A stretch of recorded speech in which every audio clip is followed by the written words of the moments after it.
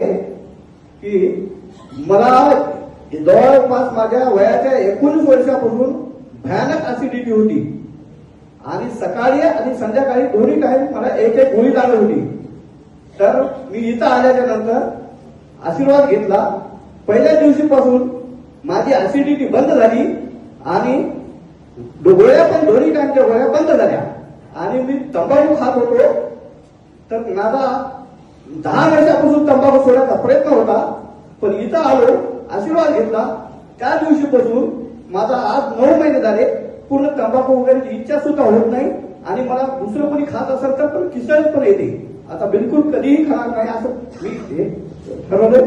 आणि माझा तिसरा अनुभव असा आहे की माझा मुलगा जवळपास 3 वर्षापासून माझ्या जवळ नव्हता आणि त्याचा संपर्क सुद्धा होत नव्हता.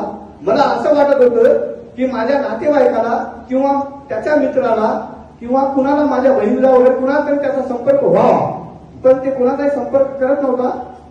तर मी इथं आलो आणि आशीर्वाद घेतला. तर आता जवळपास 2 महिने झाले मी फोन न करता त्याचा दिवसातून 3दा फोन मला येते.